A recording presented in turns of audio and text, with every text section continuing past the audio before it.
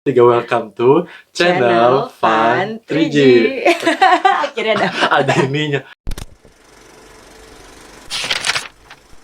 Gue kenalin nama lo aja ya. Iya. Jadi ini teman gue namanya Widya. Hai. Dan kita udah temenan itu dari SMP ya. SMP. Semenjak gue pindah sekolah. Nah jadi karena kita ini kan hitungannya expat ya. Kita tuh datang dari Indonesia dengan culture Indonesia ke Eropa. Dan mungkin kalau untuk perempuan sendiri experience-nya ya agak berbeda. Nah itu yang bakal kita bahas di Berbeda nggak ya? beda nggak ya? Nggak tahu kan, Nggak makanya tahu. pengen nanya Iya. di segmen Bincang 3G kali ini. Nah jadi pertanyaan pertama, saat pertama kali lo pindah dari Indonesia ke Jerman, itu ada nggak yang paling kerasa kesan pertama yang kerasa berbeda? Mungkin excitement untuk pergi ke luar negeri itu ngebuat gue ngelihat semuanya itu sebagai sesuatu yang new kali ya. Pas pertama kali ke Eropa tuh kan aku nginjek Berlin yang pertama untuk bukan perihal master tapi perihal magang. Dan yang berbeda sebagai perempuan sebagai perempuan ini spesifik. Kayaknya sih ada elemen-elemen sebagai wanita Asia juga, soalnya gimana tuh? jadi bukan cuma sebagai wanita tapi juga sebagai wanita Asia. Jadi pas mungkin nggak terlalu berbeda banget pas di Berlin, karena Berlin tuh kota internasional jadi banyak pendatangnya, tapi gue tetap ngerasa self conscious aja kalau misalnya banyak yang stare gitu. Karena gue mungkin wanita Asia aja, tapi sebenarnya banyak aja sih wanita Asia di Berlin. Cuman mungkin itu lebih menarik beberapa oknum gitu. beberapa oknum yang mempunyai bukan fetish sih, tapi semacam interest tersendiri kepada orang Asia. Soalnya biasanya gue tiba-tiba didatangin apa ya? Di approach oleh strangers aja gitu, ngajak ngobrol. Dan mereka mungkin interested aja kayak untuk nge-guess gue tuh dari mana gitu. Biasanya gue ke park, and then tiba-tiba ada yang lagi running nih, dia lagi running terus dia berhenti aja gitu. Padahal gue minding my own business, lagi baca buku, lihat HP or so on. Terus tiba-tiba ditanyain, kamu dari Thailand ya? Aduh. Gitu. Ya, soalnya I think kenapa mereka orang-orang tuh pada ngelihatnya tuh wanita Asia tuh kalau yang di Eropa mungkin either dari Thailand atau Vietnam gitu, atau Filipina, soalnya banyaknya di Jerman kayak gitu. Dan mungkin itu adalah question pembuka untuk nge-approach cewek kayak gitu, Asia gitu. Soalnya kan lu nggak tiba-tiba langsung kayak minta nomor gitu. Biasanya kalau pengen ngegoda-goda ya, kalau di Indonesia kan beda penggodaannya lah ya, kayak nggak ngerti aja. Cuman jadi itu biasa ya di approach kayak gitu? Kalau gue biasa sih, pas awal-awal tuh jadi hal yang jadi biasa. Untungnya gue nggak freak out or so. Cuman cuman karena ngebawa budaya Indonesia yang budaya timur mungkin, trying to be polite, benar. And we try, especially for women ya, kita dari kecil tuh udah di nurture untuk harus menjadi orang yang soft, yang humble, kalem, polite. Pokoknya cewek itu selalu nge-serve. Iya kan? Beda banget kan? Gue dari kecil udah diajarin pasti kayak cewek itu harus nge-serve, nggak eksplisit tapi udah kelihatan ketika ada tamu. Lo bawa baki. Orang tua tuh pasti kayak itu nak. Dia nggak nyuruh kakak gue yang cowok, tapi yang nyuruhnya adik-adik gue atau gue yang cewek buatin teh atau nganterin ini atau pokoknya gitu. Itu nggak mungkin, itu hal yang jarang mungkin terjadi bagi anak-anak cowok di Indonesia, tapi itu jarang kalau bagi gue ya, menurut gue, opini gue, cewek yang lebih banyak burdennya untuk itu. Jadi karena all this little nurturing values yang udah ngebentuk kalau lu tuh harus polite. Jadi gue akhirnya ketika gue di Eropa tuh, gue tuh selalu mencoba untuk kind. Benar. Dan susah banget bilang no. Itu susah banget bilang no. Padahal bisa aja lo bilang nggak mau bicara gitu. Dan itu adalah hal yang normal. Kayak cewek-cewek Jerman tuh kalau ngedengar gue udah cerita tentang pengalaman gue, mereka bilang, lo kok kind banget, lu ngapain kayak Padahal bagi kita tuh biasa katanya, aja iya kan. padahal biasa aja, kita tuh trying to be polite. Polite. Tapi menurut mereka tuh shock. Kamu jangan terlalu kind sama strangers, jangan terlalu trusting, dan jangan terlalu polite.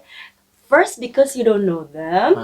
Kedua, you have the right to do that. Karena itu hal yang nggak diajarin kayak iya, gitu. Dan kalau kita tiap kali ini harus masalahnya harus dibalas, harus dijawab dengan baik-baik. Dan masalahnya kalau di sini tuh ketika you ngasih attention, bukan kayak semacam kindness kayak gitu, itu adalah hal yang tidak jarang mereka dapatkan, jarang mereka dapatin. Jadi mereka menganggap iya dapat kodenya lain. Iya, kodenya lain. Makanya tuh kayaknya banyak orang yang salah persepsi ketika gue ramah. Ketika gue ramah, aku tuh selalu menganggapnya kayak, oh ya udahlah kalau pengen nambah kenalan, apalagi ada value Indonesia juga. Value Indonesia ibaratnya bisa jadi ini jadi teman gue nanti. Iya, atau value Indonesia kan semakin banyak lu punya teman atau circle itu semakin bagus. Padahal sebenarnya enggak juga kayak gitu. Dan lu punya hak untuk nolak itu ketika you nggak pengen ada orang yang ngeganggu lu di park, atau lu lagi nggak pengen bicara aja. It's all your right kayak, dan it's all right to have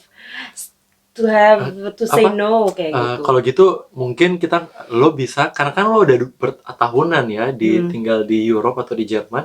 Jadi tips ketika cewek kan biasanya mungkin ada anak Indonesia yang perempuan yang pengen studi di Europe, dan akhirnya ketika mereka pertama kali kesini dapat experience yang sama, tips untuk ketika lo menghindari, ketika lo di approach sama cowok-cowok di sini kalau gitu. lu nggak interested, you can bilang gimana? The main point is you can be kind and still say no. Oke, cara. Jadi, contohnya gimana? Kayak, misalnya kayak gue lari nih. Gue lagi jalan, terus langsung di approach kayak, lu dari mana?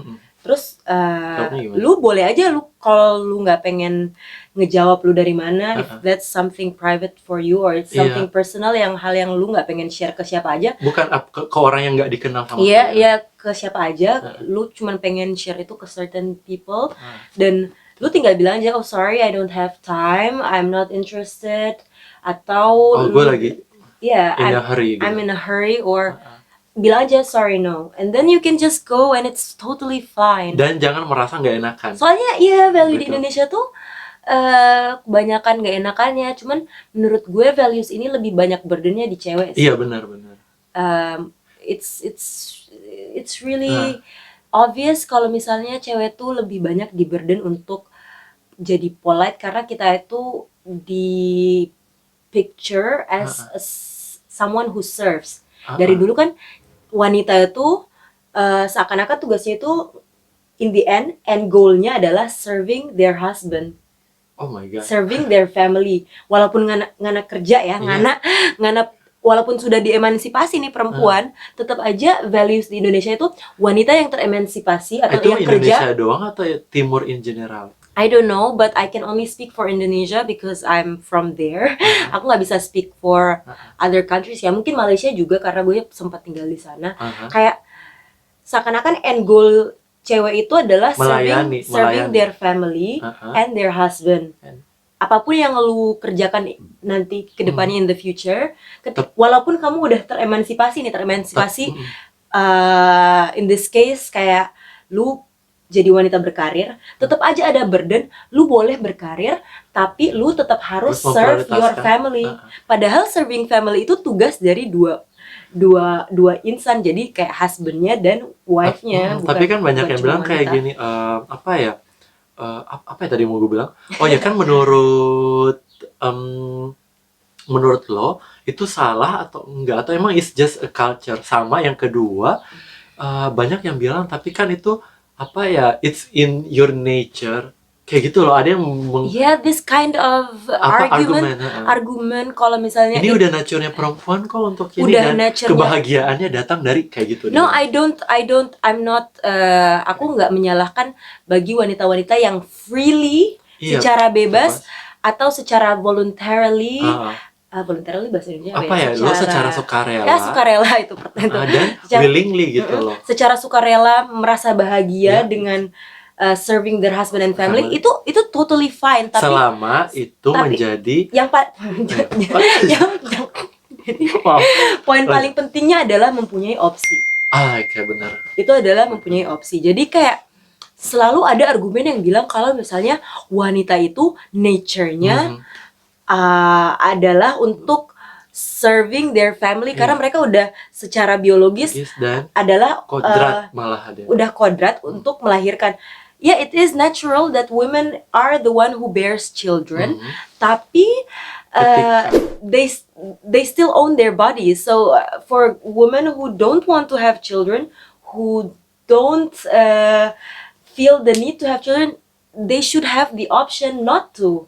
Atau Kayak gitu misalnya sih. kalau berkeluarga, maksudnya apalagi kan kalau udah kerja itu harusnya ekspektasinya adalah kalian udah equal as a partner gitu loh. Jadi sama-sama ngurus anak atau Itu kayak sih, gitu. itu sih Kayak yang gitu. yang kurang di Indonesia, walaupun kayak papa lo kerja, mama lo kerja, tapi burden untuk nyiapin sarapan, orang-orang tuh pasti langsung bilang, oh istrinya tuh nggak ngurusin suami. Menurut Ngana yang ngurusin satu sama lain. Padahal mereka itu sama-sama adult gitu loh. Nggak, kenapa sih? Bukan baby. Menurut gue tuh men itu bukan untuk I'm not speaking for all men ya, tapi menurut gue tuh many men in Indonesia especially punya fragile masculinity yang lu itu seakan-akan lu bukan individu yang udah mature, lu bukan adult, dan lu harus di-serve oleh orang lain, dan itu harus women. Kasian banget loh women ya, kayak lu sama-sama adult dalam suatu family, tapi yang lu harap untuk nge-serve lo tuh si wife lo, padahal kan kalian tuh sama-sama manusia pertama. Sama-sama manusia, sama-sama udah adult, dan kalian tuh udah udah berjanji untuk saling bersama-sama untuk seumur hidup lah, if that's the idea of marriage, saling menjaga satu sama lain. Itu kalau saling menjaga satu sama lain seharusnya it's equal gitu, itu seharusnya udah equal, nggak ada harap-harapan, nggak ada ekspektasi kalau roles-nya harus kayak gini, roles-nya kayak begitu. Harusnya equal, atau itu sesuai perjanjian aja. Soalnya kan ada memang misalnya wanita yang memang dia seneng gitu nge-serve husband-nya. Ada juga laki-laki yang seneng nge-serve wife-nya. Itu tergantung kesepakatan family sih. Soalnya paling tidak sebelum lo nikah lo udah tahu apa yang lo ekspektasi dari pasangan lo masing-masing. Ya tergantung, dan itu bener-bener hal yang sangat masing-masing gitu. Jadi kayak nggak boleh menggeneralisir bahwa ya yang menurut gue yang salah itu adalah generalisasi itu. Kalau misalnya women itu harus serve husbandnya, padahal setiap keluarga itu ataupun setiap partnership itu beda-beda. Kayak di Swedia ya, kayak banyak perempuannya yang udah melejit karirnya dan dia nggak pengen give up karirnya, dan akhirnya kesepakatan dalam keluarganya adalah okay, the husband plays with the baby atau take care of the baby, and yang ceweknya kerja gitu. And it's normal karena itu adalah kesepakatan dalam keluarga itu gitu. Dan menurut kalau soal itu ini mungkin hal yang menarik ya, itu bahkan udah diimpose ke regulation dari negaranya. Contohnya kayak di negara-negara Eropa, kan gue di Belanda kan. Jadi kayak kolega gue pas mereka punya anak, yang punya cuti untuk ngurus anak itu bukan cuma ibu doang. Jadi bapak itu juga punya cuti ngurus anak. Ya iyalah, mohon maaf. Ini anak punya siapa? Ini anak berdua gitu loh, yang burden harus gantiin popok, mandiin, atau oke lah nyusuin itu burden di cewek karena cowok nggak mungkin bisa ngelakuin. Tapi anak di awal-awal kelahiran anak kan? Awal pertama itu adalah tugas bersama. Kedua, anak itu ya butuh development dari kedua orang tua. Dia nggak cuma sama ibunya doang. Apalagi anak sama-sama ya. Makanya kalau di sini kan mungkin karena udah hampir equal sih ya, jadi suami istri kerja. Jadi kalau di sini tuh kolega gue pas dia udah punya anak, padahal dia suaminya lah, bukan dia yang ngelahirin loh. Jadi biasanya dia bawa anaknya ke kantor kan, tapi habis itu dia dapat cuti juga 1-2 hari per minggu di sekitar 1-3 tahun pertama anaknya. Paternity leave, benar. Jadi bukan cuma ibunya doang, tapi bapaknya juga. Iya, itu sih yang kurang di Indonesia. Di Indonesia memang kayaknya cuma maternity leave doang pas habis melahirkan. Habis ngelahirin. Itu pun yang ada juga problem di Indonesia ini structural problem, dan also from a legal perspective, kayak wanita-wanita yang hamil itu jarang susah kadang wanita kadang yang masih single atau Apa tuh? dia susah untuk diterima kerja biasanya tuh karena mereka tuh company, gue pernah nonton nih kayak company tuh kadang susah nge-hire woman karena dia ngelihat long termnya ketika woman itu bakal hamil Atau ikut suami. atau bukan juga Iya, tapi yang hamil part hamilnya ini company-nya nanti bakal disadvantage karena dianggap sebagai beban. Iya, karena nanti si ceweknya ini bakal ninggalin pekerjaan. Misalnya baru 1 tahun kerja tapi udah hamil, jadi dianggap nanti kerjanya nggak efektif. Dan dan dia harus ambil maternity leave lama, misalnya setahun atau 2 tahun, dan si company harus nge-hire orang lagi, dan itu semuanya kan biaya, cost and so on. Jadi kayak kasihan banget sih woman secara struktural dipaksa untuk memilih. Padahal ya kalau misalkan di sini lagi itu ada hak. Iya, apalagi di Jerman itu banyak cuti. Hak untuk cuti hamil dan cuti pasca melahirkan tuh lama banget. Ada juga bukan cuti sih. Jadi kayak semacam kalau kalian sebagai wanita mempunyai menstruasi dan itu sakit, lu bisa ngambil hari libur untuk itu kayak gitu. Itu dibayar. Itu tetap dibayar. Iya, dibilangnya paid. Di Indonesia mah gue bilang sama bos gue nggak masuk karena sakit mens atau apa, itu kayak apaan sih cuman kayak gitu. Kayak why are you saying apaan sih cuman kayak gitu, lu nggak punya kalau you nggak punya uterus, you nggak boleh punya opini cuy, lu nggak tahu. Mungkin karena yang membuat policy makernya kan belum terlalu banyak ngambil dari perspektif perempuan. Iya, itu karena ya menurut Ngana policy makers di Indonesia majority-nya men. Everywhere you see it's men. Dan mereka nggak menurut gue ya, setiap policy itu policy sectors, sektor-sektor kebijakan itu harus ada mengambil konsiderasi gender. Jadi kayak harus nge-impose gender perspektif di setiap policy. Soalnya kayak di Europe. Iya, karena itu adalah sebagai insentif karena dan affirmative action juga karena belum equal gitu. Jadi harus tetap mempunyai semacam way untuk nge-ensure memastikan kalau dari kebijakan itu nggak akan ada ketimpangan antara gender kayak gitu. Karena kayak gini nih, gue ngasih kenapa ini tuh emang harus diimpos sama negara, karena jadi kayak negara harus memaksa company untuk melakukan itu. Banyak company yang merasa tapi nanti gue rugi. Enggak, di Eropa itu company-nya masuk top 100 aja tuh dengan segala regulasi-regulasi ini kan, karena emang bukan company-nya yang mau loh, tapi lebih dipaksakan sama negara untuk bilang ini kalau ada perempuan hamil lo kasih cuti segini dan nggak boleh dipecat pada saat itu. Iya, dan itu misalkan kalau di Jerman itu hampir 9 bulan lebih loh, karena sebelum dan setelah melahirkan kan. Dan itu nggak boleh dipecat, tetap dapat gaji meskipun nggak full sih, kayak sekitar 50-70% dari total gaji. Dan mereka tuh tetap dibayar sama company dan nggak boleh dipecat, itu yang paling utama. Nggak boleh dipecat. Iya, karena hamil, oh my god. Dan kenapa itu bagus? Karena perspektifnya gini, ibu itu adalah dia adalah figur utama keluarga. Dan punya anak, ini tuh generasi masa depan bangsa. Kayak gitu loh. Jadi tugas negara adalah to make sure ini anak ini dapat semua care yang bisa didapatkan dari ibunya gitu loh. Tanpa ibunya harus disuruh dipaksa untuk memilih. Jadi emang yang paling diuntungkan dari policy ini emang bukan company dan bukan ibunya loh, tapi negaranya sendiri gitu loh.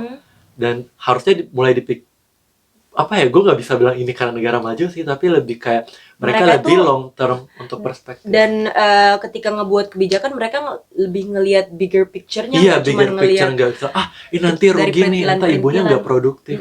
Padahal ngurus anaknya yang jadi masa depan bangsa ini juga something yang menguntungkan negara sendiri kan. Oke. Pertanyaan kedua. Panjang ya. Udah berapa? 20 menit sendiri, Wi.